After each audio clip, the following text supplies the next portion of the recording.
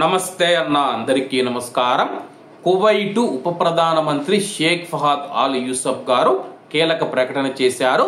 స్థానిక మీడియా తెలిపిన వివరాల ప్రకారం కువైట్ దేశ భద్రతా సంస్థ ప్రాతినిధ్యం వహిస్తూ ఉన్న మినిస్ట్రీ ఆఫ్ ఇంటీరియర్ కువైట్ దేశంలోని ప్రార్థనా స్థలాలను లక్ష్యం చేసుకుని ఉగ్రవాద కుట్ర ఏదైతే ఉందో దాన్ని విజయవంతంగా భగ్నం చేసిందని చెప్పేసి తెలియజేశారు.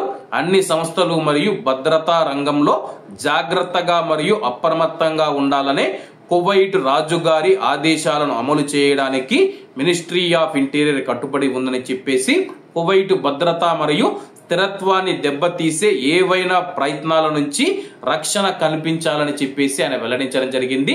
ప్రస్తుతం కువైట్ భద్రత ఏదైతే ఉందో ఒక రెడ్ లైన్ అయితే మేము గీసామని చెప్పేసి ఆ రెడ్ లైన్ దాటి ఎవరైనా సరే కానీ అటువైపు వెళితే కానీ వారిపైన కఠినమైన చర్యలు తీసుకుంటామని చెప్పేసి కువైట్ ఉప ప్రధానమంత్రి గారు హెచ్చరించడం జరిగింది.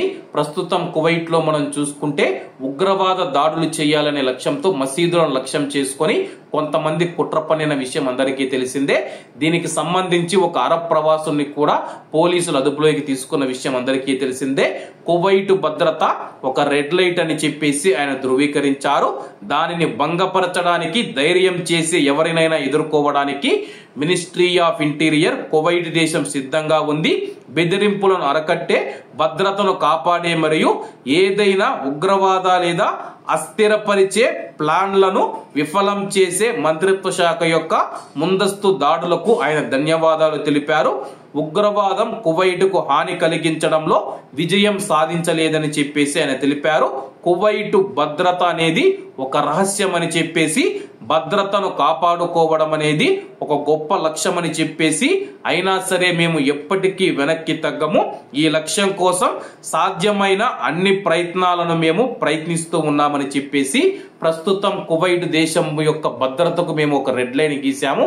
ఆ యొక్క రెడ్ లైన్ ను ఎవరు క్రాస్ చేసినా సరే కానీ తీవ్రమైన పరిణామాలు ఉంటాయని చెప్పి ఆయన హెచ్చరించడం జరిగింది.